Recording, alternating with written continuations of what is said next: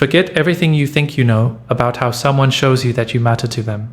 Forget the obvious signals, the consistent texting, the plans made in advance, the easy, uncomplicated warmth of someone who has decided they want you and expresses that decision in ways that leave no room for confusion.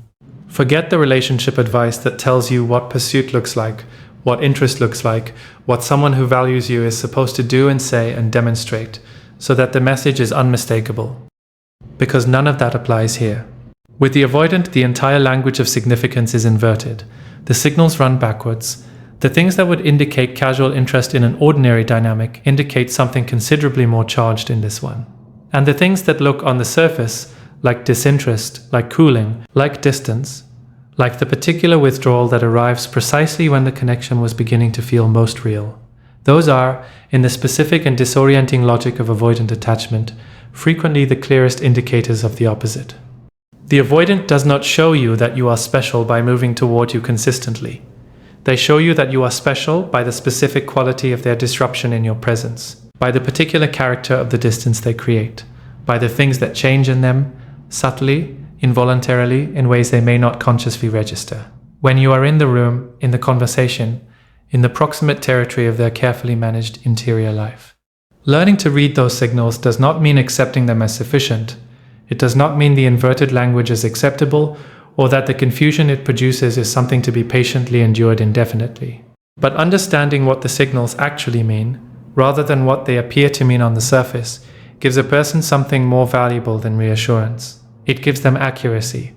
And accuracy is the only foundation on which any honest decision about this dynamic can be made.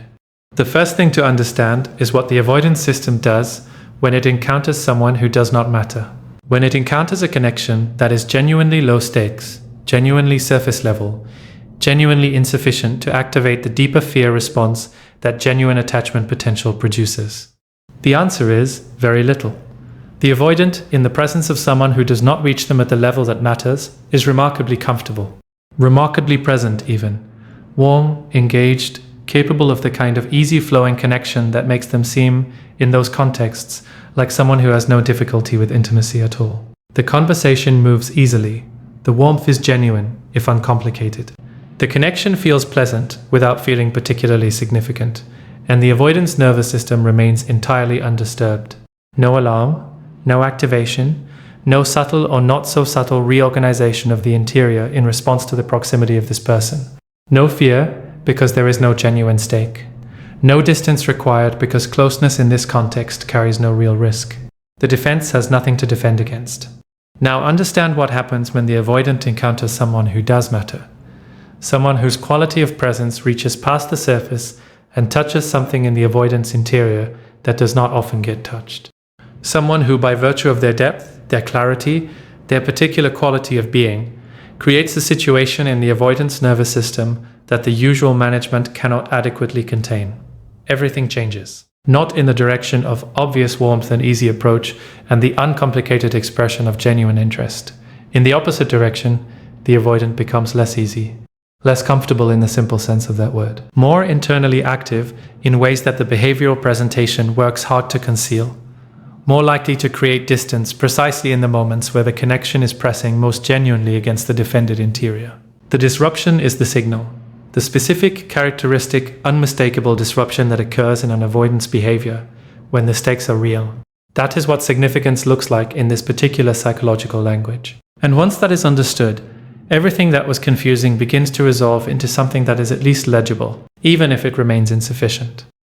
There are specific things the avoidant does, specific behavioral and psychological shifts that occur in the presence of someone they have registered, at the level beneath conscious choice, as genuinely significant, as the special one. And each of them, read in the ordinary language of relationship, would appear to mean something entirely different from what it actually means in the avoidance interior logic. The first is the quality of the withdrawal itself. Not all avoidant distance is created equal. The distance an avoidant creates from someone who does not particularly matter to them has a particular texture.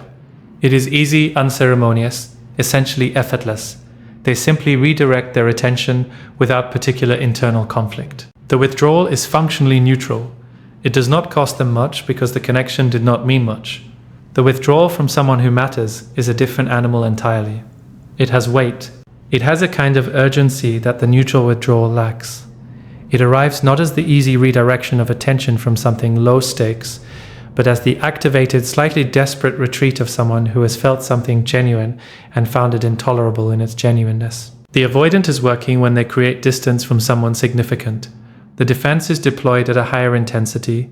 The effort of the management is considerably greater. And if a person knows what to feel for, if they have the perceptual access and the interpretive framework to read the quality of the distance rather than simply its presence, that effort is detectable. The retreat has a specific signature.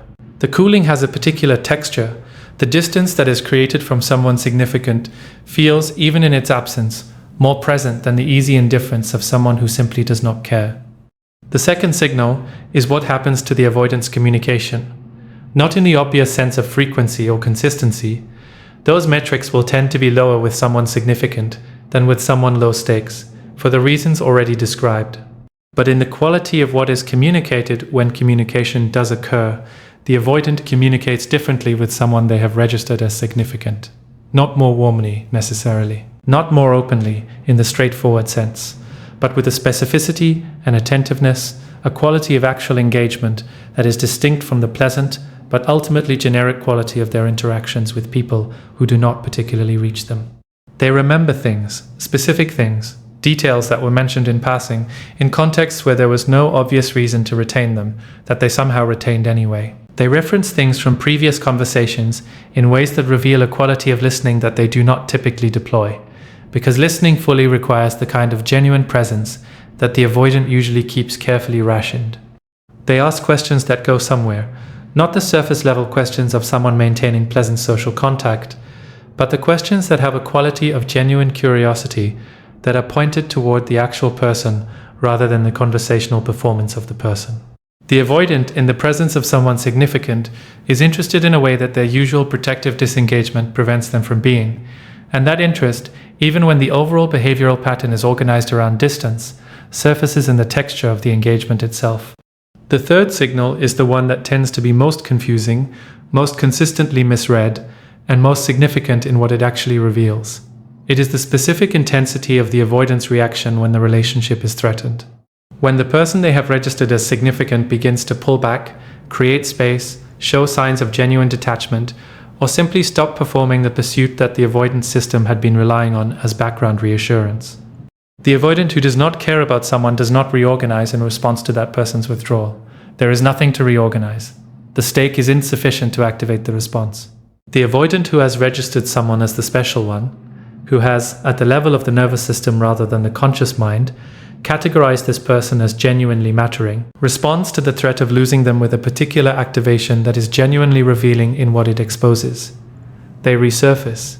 They reach out with a timing that has a suspicious relationship to the moment the other person seemed to genuinely stop waiting. They find reasons to make contact that are plausible on the surface, but carry an urgency underneath, that the surface reason does not adequately explain.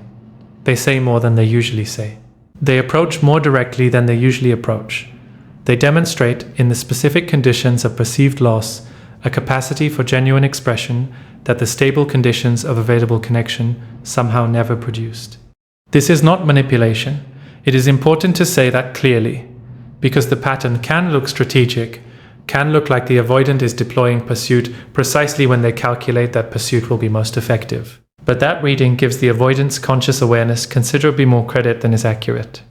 What is actually happening is that the threatened loss of someone significant has temporarily overwhelmed the defense, has created conditions in which the fear of losing is, in the immediate moment, louder than the fear of closeness.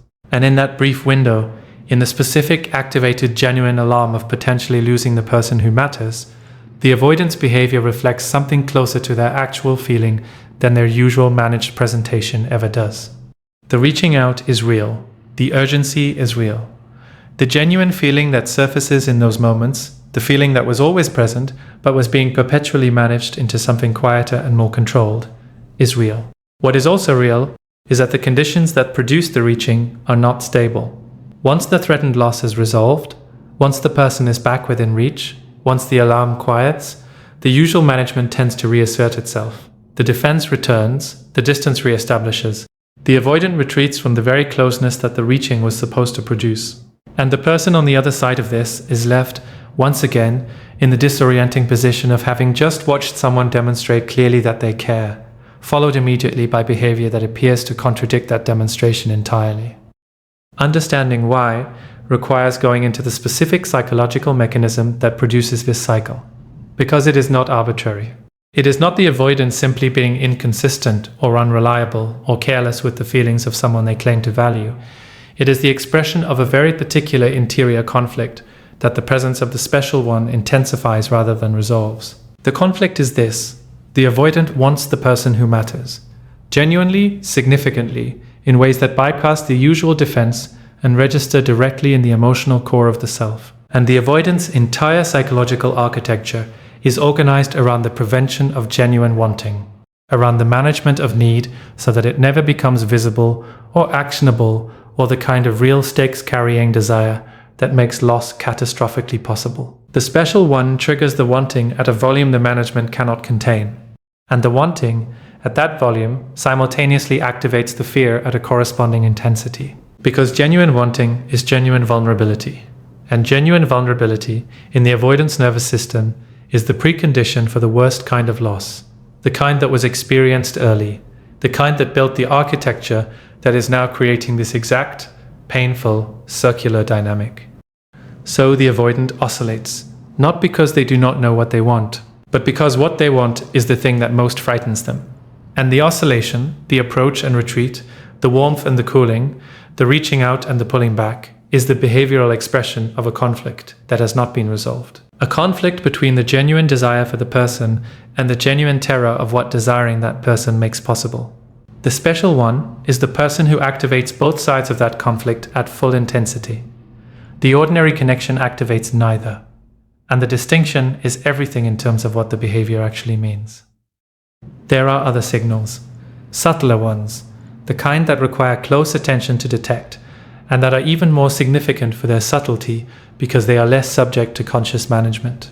The avoidant becomes more themselves around the special one, not more open in the obvious sense, not necessarily more willing to discuss their interior or express their feelings directly, but the performance of self-sufficiency becomes slightly less polished. The edges of the constructed exterior are slightly less smooth. Small, genuine reactions surface that the avoidant's usual management keeps more thoroughly suppressed. A humor that is more specific, more revealing of the actual person underneath the maintained exterior.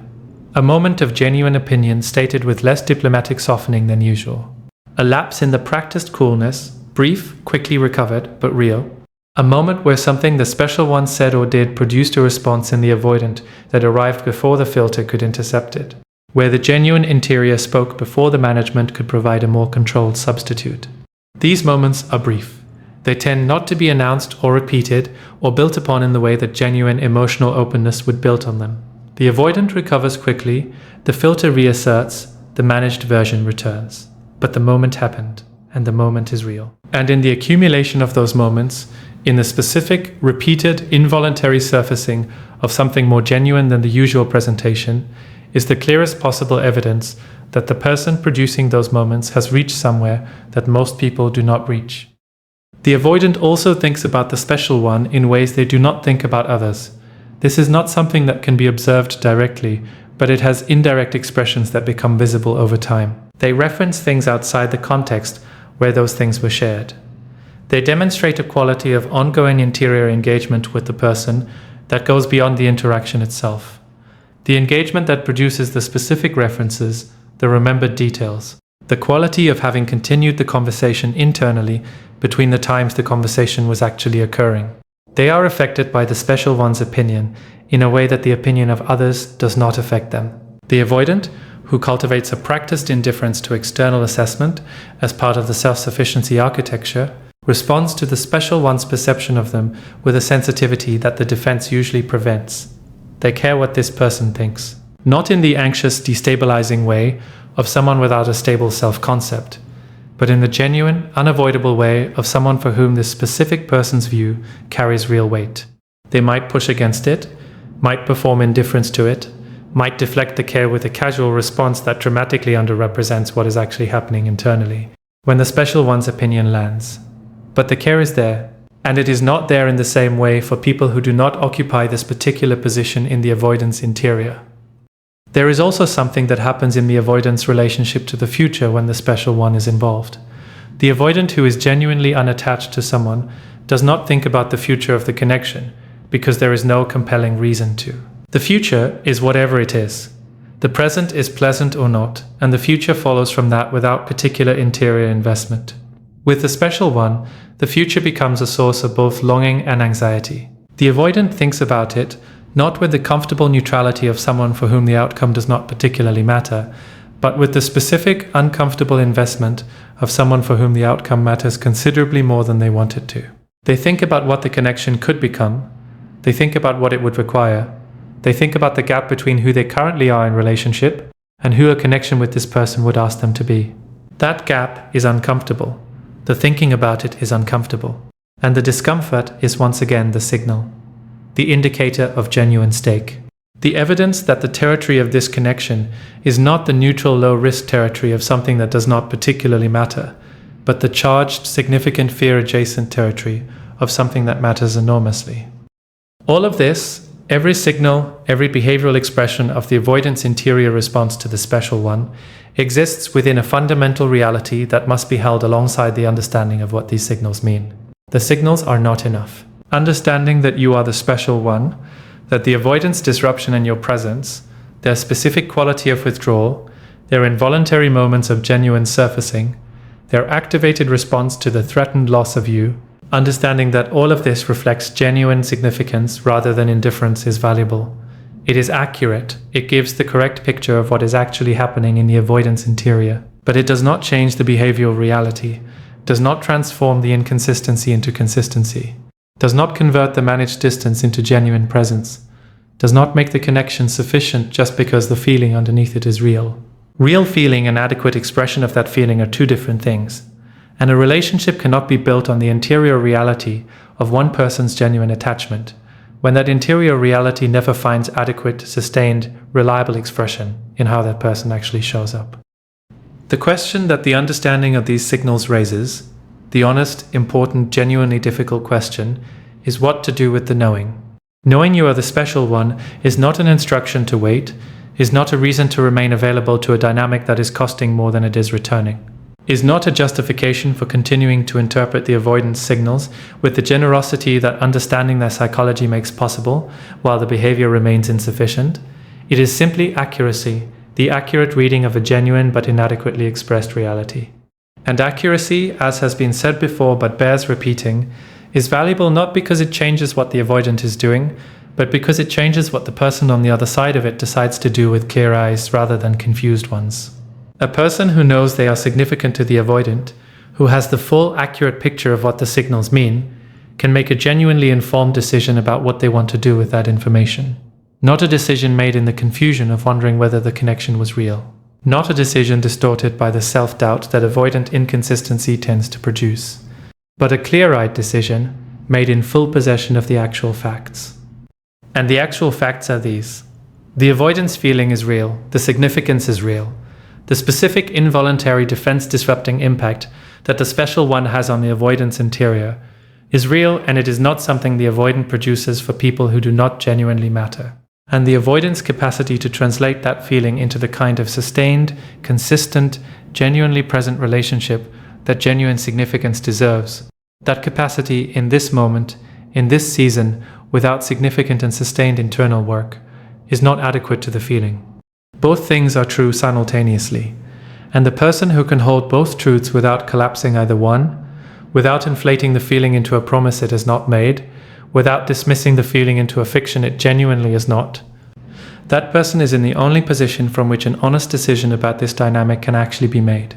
You are the special one. That is real.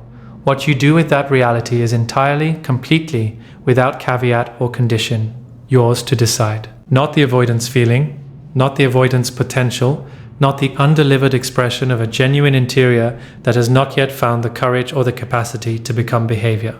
Yours. And whatever you decide, to wait with clear eyes, to walk forward with clear eyes, to give the dynamic a defined and honest window, or to close it with the full knowledge of what you are closing, the decision made from accuracy will always be more sustainable than the decision made from confusion. You were never confused about the feeling. You were confused about what it meant. Now you know. The knowing changes the quality of the choice without making the choice easier. That is worth sitting with for a moment. Because there is a version of understanding, a version of finally having the accurate picture of what the avoidance behavior actually means, that feels like it should resolve something, should make the path forward obvious, should convert the confusion into clarity in a way that naturally produces a decision. It does not always work that way. The clarity about what is happening in the avoidance interior does not automatically answer the question of what to do with that information. It simply removes the distortion that was making the question impossible to approach. Honestly, the confusion is gone. The question remains. And the question, stripped of its confusion, turns out to be genuinely complex in a way that deserves honest engagement rather than a convenient answer that makes the complexity disappear. Because the question is not really about the avoidant. It was never really about the avoidant. The question, the one that the understanding of these signals finally makes it possible to ask clearly, is about what the person on the other side of this dynamic actually wants, not what they hope the avoidant will eventually become. Not what the connection could theoretically be if the avoidant does the work, and the timing aligns, and the potential that has always been latent in the dynamic finally actually becomes present. But what they want now, from their actual life, in the real conditions of the dynamic as it currently exists, rather than as it might one day become. That question is harder than it sounds, because wanting, in the context of a dynamic that has been organized around the avoidance availability for a significant period of time, becomes complicated. The empath, or the person who has been loving the avoidant with genuine depth, has, in many cases, gradually recalibrated their sense of what is reasonable to want from this specific connection, has quietly, incrementally, lowered the expectation of consistency to match the consistency that was actually being offered, has redefined presence to include the managed, partial, intermittently available version because the full version was not on the table. That recalibration is not a character flaw. It is what human beings do in adaptive response to the conditions they are living in. The nervous system adjusts. The expectations adjust. The definition of enough adjusts to match the supply of what is actually available, because remaining in constant, acute awareness of the gap between what is needed and what is being provided is not sustainable over long periods. But the recalibration has a cost. The cost is the gradual loss of contact with the original knowing, the knowing that preceded the dynamic, that existed before the adjustment, that had a clear and accurate sense of what genuine reciprocity felt like and what it required. The knowing that has not disappeared but has been overlaid by the adapted version, the version that learned to find sufficiency in what was insufficient, because finding insufficiency in it every day was simply too painful to sustain. Reclaiming that original knowing, bringing it back into contact with the current reality of the dynamic, is one of the most important and most disorienting things a person can do in the aftermath of understanding what they were actually navigating. Because when the original standard of genuine reciprocity is reactivated and held up against what the dynamic was actually providing, the gap tends to be considerably larger than the adapted version had been registering. This is not a comfortable recognition. It tends to arrive with a particular quality of grief that is different from the grief of the loss itself. It is the grief of reclaimed self-knowledge, the grief of seeing clearly and without the softening of hope or the distortion of ongoing investment, what was actually being given and what was actually being received over the course of the dynamic. And in that seeing, in the full, undefended, retrospectively accurate accounting of the exchange, the person arrives at something that the confusion of the dynamic was perpetually preventing. A genuine assessment of what they are willing to continue and what they are not, based not on the avoidance potential, not on the feeling that is genuinely real in the avoidance interior, not on the occasional unguarded moments that demonstrated what the connection could be at its best, but on the actual, sustained, day-to-day reality of what the dynamic has been providing and what it has been requiring in return. Here is what tends to become clear in that assessment for most people who make it honestly. The dynamic has been asymmetrical in a way that went beyond the ordinary asymmetries of two different people bringing different capacities to the same connection. It has been asymmetrical in a specifically draining direction. The person loving the avoidant has been the primary holder of the emotional reality of the connection, the one carrying the awareness of what was present between them, the one maintaining the hope that animated the dynamic, the one doing the interpretive work of translating avoidance signals into their actual meaning, the one extending warmth consistently into a space that returned warmth intermittently and conditionally. That is an enormous amount of relational labor. And relational labor, like all labor, has a cost when it is not recognized, not reciprocated, and not acknowledged as the significant expenditure it actually is. The person who has been doing that labor begins, in the clarity of honest assessment, to feel the full weight of what it has cost.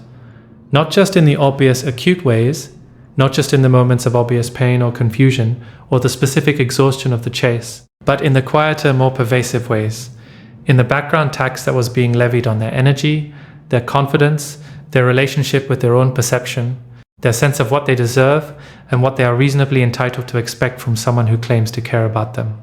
And then something important becomes visible, something that the confusion of the dynamic was obscuring, but that the clarity of accurate understanding finally makes possible to see. The avoidance registration of the special one as significant, the genuine, real, defensively disrupted recognition of this person as someone who matters, did not produce adequate behavior, did not translate consistently into the kind of showing up that genuine significance is supposed to produce in a person who has the capacity to act from their feelings rather than away from them. The feeling was real, the behavior was insufficient, and the gap between those two things is not a gap that the person on the other side of the dynamic created. Is not a gap that can be closed by loving more generously, or waiting more patiently, or understanding the psychology more thoroughly. Is not a gap that belongs to anyone except the avoidant themselves, to close through their own genuine, sustained, internally motivated work. That gap is theirs. It has always been theirs, and recognizing it as theirs, not as something that reflects on the worth of the person who was loving across it. Not as something that could have been different if only the love had been offered differently, or the understanding had arrived sooner, or the patience had extended further, is the act of perception that finally, fully, restores the accurate picture. The accurate picture is this. The avoidant thinks the special one is extraordinary, feels it in the specific involuntary, defense-disrupting way that genuine registration of another person's significance produces, carries that feeling in the interior even when the behavior does not reflect it, longs for the connection in the silence even when the behavior was the thing that created the silence, and simultaneously, in the same interior, at the same time, with the same realness, the avoidant has not yet done what the feeling requires of them, has not yet closed the gap between the genuine recognition of the special one's significance and the genuine, sustained, adequate expression of that significance in how they actually show up, has not yet found, or chosen, or developed the interior resources that would allow the feeling to become behavior in a way that the person on the other side of it could actually receive and build on. Both things are true. The feeling is real and the expression is insufficient. The significance is genuine and the showing up is inadequate. The avoidant knows the special one is rare, and the avoidant has not yet become someone capable of treating that rarity with the consistent, present, genuine care it deserves. What does a person do with that picture? Not in the abstract, not in the philosophical sense of what one ought to do, or what wisdom suggests, or what the correct answer is according to some external framework of healthy relationship decisions. But specifically, personally, in the particular life of the person who has been loving this specific avoidant and is now holding the full, accurate, unsentimentalized picture of what that loving has consisted of and what it has produced, there is no universal answer. There is not supposed to be. The answer belongs to the specific person in a specific context with a specific history and a specific sense of what they are and are not willing to continue, and a specific clarity about what their life actually requires at this particular point in it. But there are honest questions that the accurate picture makes it finally possible to ask, questions that the confusion was preventing, questions that the hope was redirecting, questions that arrive now in the clarity with a directness that deserves equally direct engagement. Is the feeling enough? Is knowing that the significance is real, that the avoidance interior holds genuine recognition of the special one's rarity, is that enough to sustain continued investment in a dynamic whose behavioral reality has been consistently insufficient? Is the potential enough? Is the genuine possibility that the avoidant could, with the right conditions and the right choices and the right internal work, become someone capable of matching the feeling with adequate behavior? Is that possibility enough to justify the ongoing cost of living in proximity to the gap between what is felt and what is expressed? And perhaps most fundamentally, what is the cost of continuing in its full and honest accounting? Not just the acute cost of the difficult moments. but the quiet, cumulative daily cost of living inside a dynamic that requires the ongoing recalibration of expectations downward, the ongoing expenditure of interpretive generosity, the ongoing patience with a gap that has not been closing at a rate that the reality of the investment justifies. These questions do not have comfortable answers. They are not designed to. They are designed to be honest. And honest questions, particularly about dynamics that have carried genuine love and genuine pain in equal and intertwined measure, tend to resist comfort in favor of something more durable. Truth. Not the truth that the avoidance feeling is real, that has already been established, is already known, is no longer the source of the confusion, but the truth about what the person who has been loving the avoidant actually needs, not wants in the abstract, not hopes for in the romantic sense, but needs in the concrete non-negotiable sense of what a person requires from an intimate connection in order to genuinely flourish rather than simply endure. Flourishing looks different for different people, but it tends to share certain qualities across the differences. It tends to require a baseline of consistency that makes the connection feel like something that can be relied upon rather than something that must be perpetually interpreted. It tends to require reciprocity at a level that does not demand perfect equality, but that does demand genuine mutual investment. Two people both actively choosing the connection, both bringing their real selves to it, both doing their share of the work that genuine intimacy requires. It tends to require the experience, regular and reliable, of being met, of extending something genuine and having it land in someone who can actually receive it and return something real in kind.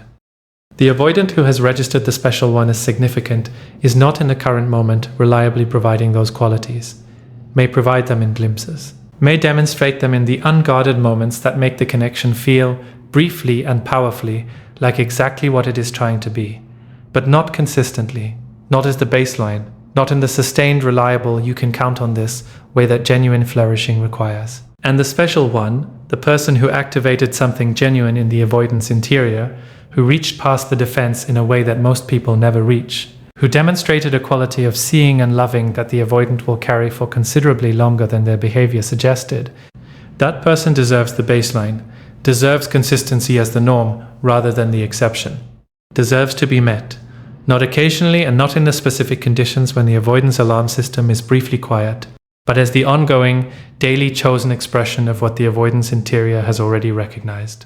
The avoidant knows the special one is rare. In their most honest, least defended moments, they know it with a completeness that their ordinary behavior dramatically underrepresents. They know it in the specific way that the disruption in their system knows it. Not as a thought, not as a conclusion arrived at through deliberation, but as the felt, involuntary, defense-overwhelming recognition of something genuinely uncommon in the person in front of them. That knowing is a beginning. Only a beginning, but a real one. The seed of something that could, with genuine care and genuine effort, and genuine willingness to do the interior work that the gap between feeling and expression requires, become the adequate, sustained, genuine presence that the special one deserves. Whether the avoidant tends that beginning, whether they choose to let the knowing become growth rather than allowing it to remain a permanently latent potential that the fear perpetually prevents from flowering, is the question that belongs to them. What belongs to the special one is simpler and more important, the knowledge that they were never invisible, never misread, never overestimating what was real between them or what they represented in the avoidance interior. They were seen, accurately, with a depth of recognition that the avoidance defended system rarely permits and cannot manufacture in the absence of something genuinely worth recognizing. They were the special one. They are the special one. Not in the past tense of something the avoidant once felt before circumstances changed. In the enduring present tense interior reality of someone who registered them at the level that matters and has not, cannot, regardless of what the behavior suggests, simply unregistered that recognition. The question was never whether they mattered. The question was always whether mattering would be enough to make the avoidant choose growth over fear. That question has an answer. The special one deserves to decide whether they are willing to wait for it. The waiting itself is a choice. That is the thing that tends to get lost in the texture of a dynamic that has been ongoing long enough to feel like simply the condition of things. Like the weather, like something that is happening to a person rather than something a person is actively, moment by moment, choosing to participate in. The waiting does not feel like a decision after a certain point. It feels like a state, like the ambient condition of a life that has organized itself, gradually and without a single dramatic moment of choosing, around the rhythm of the avoidance availability. But it is a choice, made not once, but continuously. Renewed in every moment of staying, every extension of patience, every interpretation of avoidance signals that lands on the generous side rather than the accurate one. Every morning that begins with the same hope that yesterday's distance will resolve into today's presence. Every interaction that is approached with the willingness to try again, to extend warmth again, to remain open again to the possibility of the connection becoming what it has always had the potential to be. Those are choices. Small choices made so frequently that they stop registering as choices at all. But they are. And the recognition of them as choices, the restoration of genuine agency to a dynamic that can make a person feel profoundly without agency, is one of the most important shifts available in the aftermath of the clarity that accurate understanding produces. Agency looks different in this context than it might in simpler ones. It does not necessarily look like leaving. It does not require the dramatic gesture of the clean exit, the definitive statement, the moment of walking away that resolves the situation into something unambiguous. Agency in the context of the avoidant dynamic can be much quieter than that, much more interior, much more about the quality of consciousness brought to the continuing or the ending or the patient waiting, whatever form the choice takes, than about the external form the choice produces. A person can remain in proximity to the avoidant and be exercising genuine agency if the remaining is conscious. If it is a genuine choice made with clear eyes and an accurate picture of what is being chosen and what it costs. If it is not the remaining of someone who is waiting without awareness of the waiting, but the remaining of someone who has decided, with full information and genuine self-knowledge, that this is where they choose to place their attention for now, with the genuine willingness to make a different choice when the assessment changes. And a person can leave and not be exercising genuine agency if the leaving is reactive rather than chosen. If it is flight rather than decision. If it is driven by the acute pain of a particular moment rather than the considered clear-eyed assessment of what the dynamic has been and what it is likely to remain. Genuine agency is not about the external movement. It is about the interior quality of the choosing, whether the person is at the wheel of their own life or whether the dynamic with its particular gravity and its particular compelling texture is doing the driving. The avoidant, sitting in their own interior with the recognition of the special one's significance, is also making choices. Continuously, in the same way, choices that are so habitual they have stopped registering as choices, that feel like simply the expression of who they are rather than ongoing decisions about how to show up. The choice to manage rather than feel. The choice to create distance when the closeness presses too hard. The choice to let the fear be louder than the longing in the specific moments when one or the other must determine the behavior. The choice to allow the defense to speak for the self in the interactions where the actual self would say something considerably more vulnerable and considerably more real. These are choices. The avoidant made them before this dynamic and will continue to make them after it, unless and until something shifts the interior conditions enough that different choices become genuinely available. And the something that shifts those conditions is almost never the patience or the love or the generous interpretation of the person on the other side of the dynamic. It is almost always something internal, something the avoidant arrives at through their own process, on their own timeline, in conditions that are determined more by their own readiness than by anything external. This is the part that is hardest to sit with. Not because it is a new idea. The concept that the avoidance change belongs to the avoidant has been present throughout this conversation, has been said in various forms with various emphasis. But because the full implications of it, when they land completely, carry a weight that the intellectual understanding of the concept does not fully prepare a person for, the full implication is this: there is nothing the special one can do, nothing they can say, nothing they can be, no version of themselves they can offer, no quality of love they can demonstrate, no level of understanding they can bring to the dynamic, that will determine whether the avoidant chooses growth. That will close the gap between the genuine interior recognition of the special one's significance and the sustained, adequate, genuinely present behavioral expression of that significance.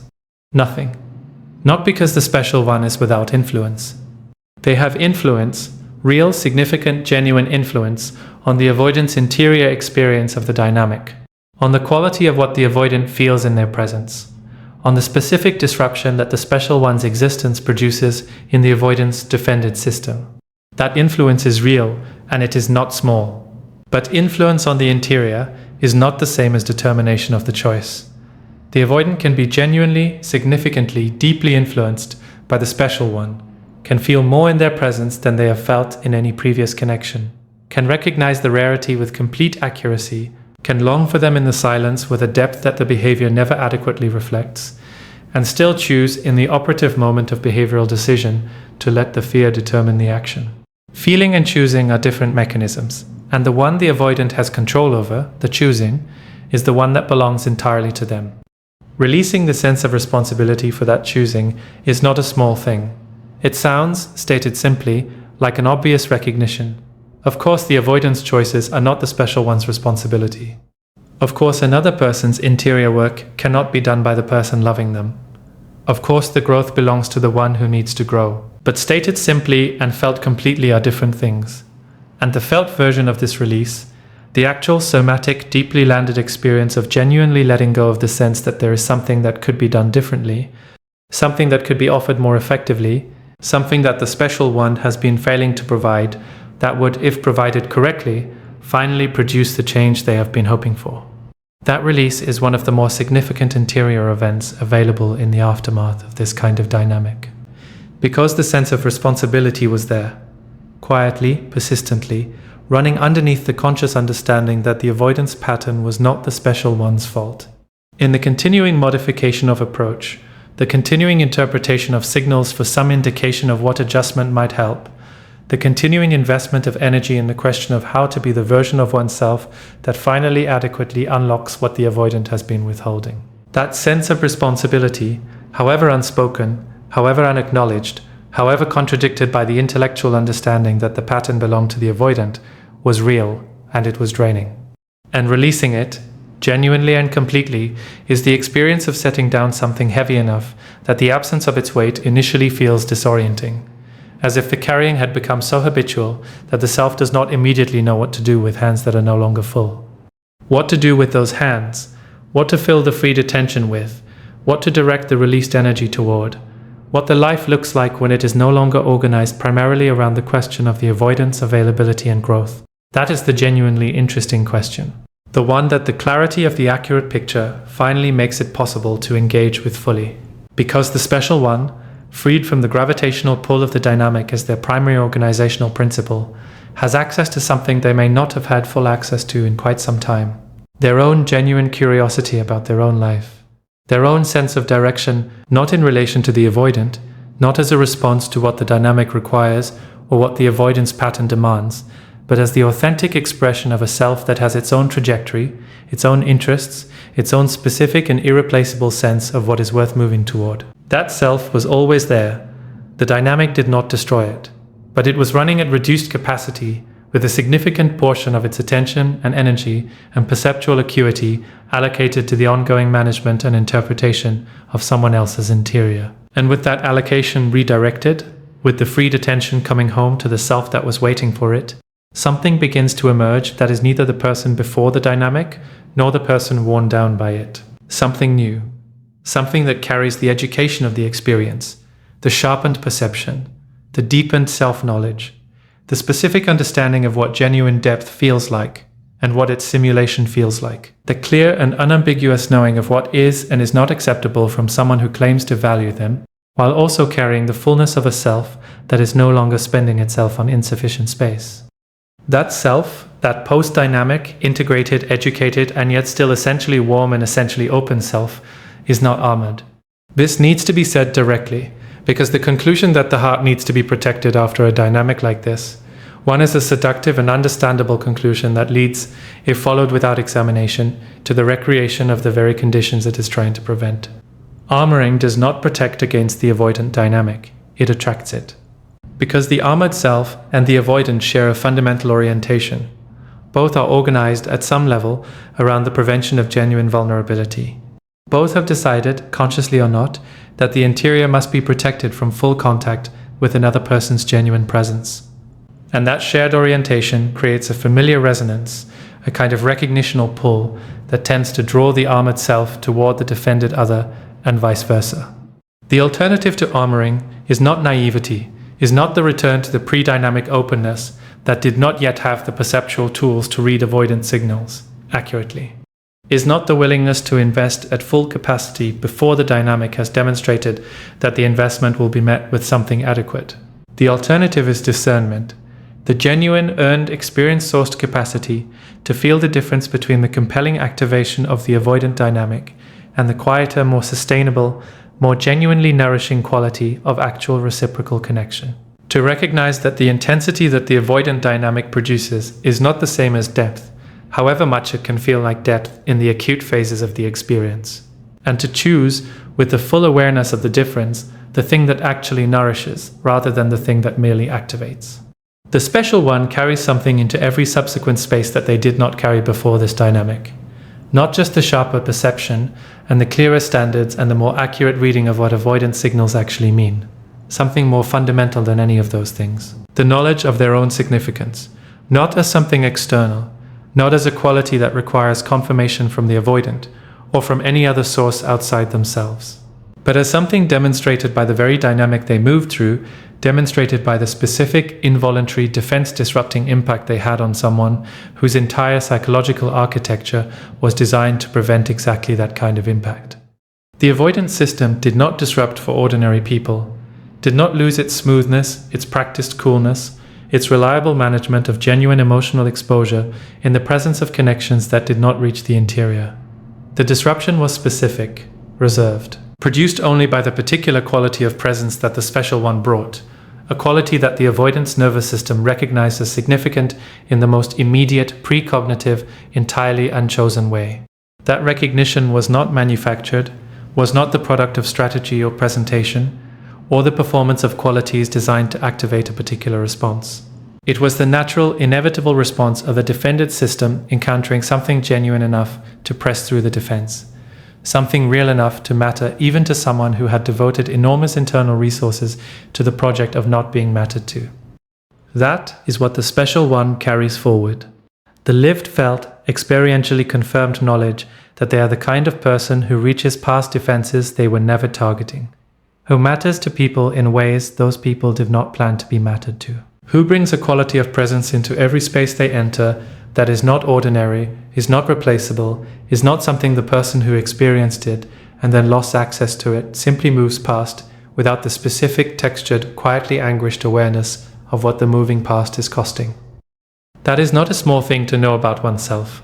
It is, in fact, one of the more significant pieces of self-knowledge available. And it does not require the avoidant's continued acknowledgement to remain true. It does not depend on whether the avoidant ever finds the words, or the courage, or the growth to confirm it explicitly. It was demonstrated in the dynamic itself, in every signal that carried the inverted language of avoidant significance, in every disruption that the special one's presence produced in a system designed to resist exactly that kind of disruption. The evidence is already in, has already been delivered, in the specific, involuntary, unmanageable ways that genuine significance always delivers itself. The verdict is not in question. The only question that remains, the one that belongs entirely to the special one, to be answered in their own time and their own way, with their own genuine self-knowledge as the primary resource, is what kind of love they are willing to accept going forward, not what kind they are capable of. That was never the question. The capacity was never in doubt. What kind they are willing to accept. From someone who has already demonstrated, through the very quality of their impact on a defended system, that they deserve to be met with something real, consistently, as the baseline, without the ongoing labor of interpretation and patience, and the generous translation of insufficient behavior into the interior reality it allegedly represents. The special one deserves to be someone's consistency, not someone's hidden significance, not someone's silent longing, not someone's interior recognition that never quite makes it all the way into behavior. Someone's actual, present, chosen, daily and undeniable showing up. That is not too much to require. That is exactly enough.